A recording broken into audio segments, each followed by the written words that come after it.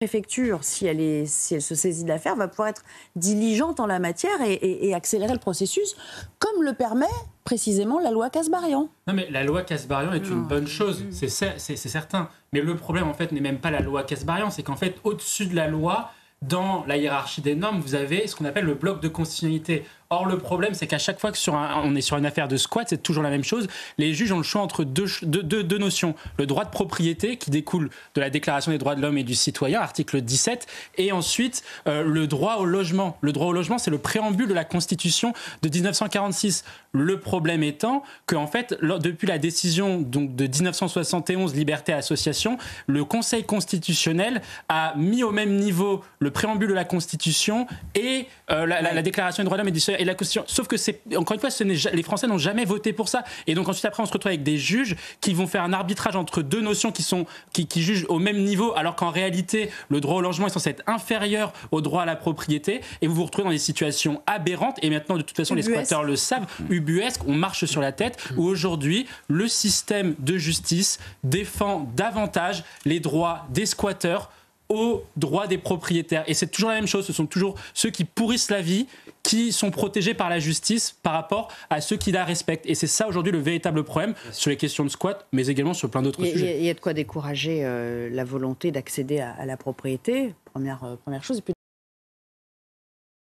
Des raisons sur le fait isolé qu'on commente là actuellement, il y a une vraie problématique d'aide sociale à l'enfance, comme vous l'avez très justement dit, et de suivi pédopsychiatrique. Ça, c'est indéniable. Mais l'autre sujet quand même, c'est que l'école, malheureusement, et vous l'avez dit vous-même, n'est plus un sanctuaire à l'abri des évolutions de la société. Or, l'une des évolutions de la société majeures depuis ces dernières années, c'est la montée de l'ultra-violence et de ce qu'on peut appeler une forme de barbarisation de la société avec des actes qui montent en intensité. Et le problème aujourd'hui, c'est qu'une partie des réponses qu'on essaye d'apporter sur ce deuxième cas, en fait, va bloquer en fait les moyens pour faire d'autres sujets. Par exemple, en fait, c'est-à-dire que aujourd'hui vous avez plein d'attaques au couteau avec des jeunes qui sont par exemple sur des phénomènes de bandes rivales, etc., etc.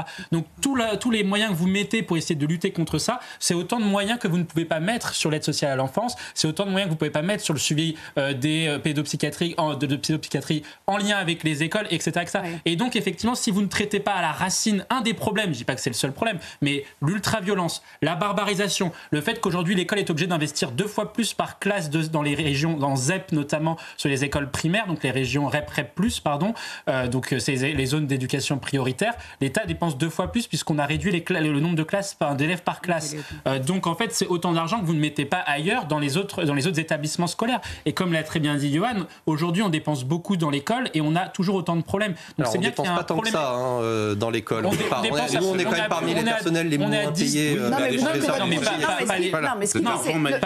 Pas les enseignants, mais vous posez un des problèmes. Pourquoi la France aujourd'hui dépense 12% de son PIB pour l'éducation nationale et pourtant on a des profs qui sont moins bien payés qu'ailleurs? C'est un vrai problème.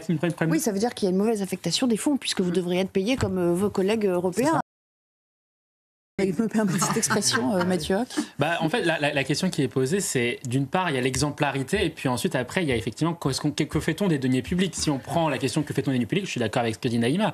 C'est-à-dire que la question de la privatisation va nécessairement se poser au moment où, justement, l'État a besoin de plus en plus de marge de manœuvre pour financer d'autres actions, et que vous faites un comparatif, c'est que vous avez aujourd'hui 4 milliards pour l'audiovisuel public, donc France Télévisions, France Média Monde, etc.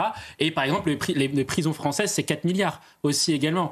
Est-ce que, par exemple, un truc tout bête, est-ce que si vous privatisez aujourd'hui l'audiovisuel public, vous pouvez doubler le budget des prisons? Donc à un moment donné, quelle est la priorité? Est-ce que c'est assurer un certain service public de l'information ou est-ce que c'est protéger les Français avec des places de prison supplémentaires? La question va nécessairement se poser. Et puis ensuite, bonne chance parce que vous aurez une levée de bouclier syndical et vous le savez déjà. Oui, après, les corporatismes. D'ailleurs, il faudrait se pencher sur la manière dont on procède. Comment on fait? Est-ce que c'est si simple de dire, voilà, on prend telle entité publique et on la privatise? Moi, je ne sais pas, par exemple, quel est le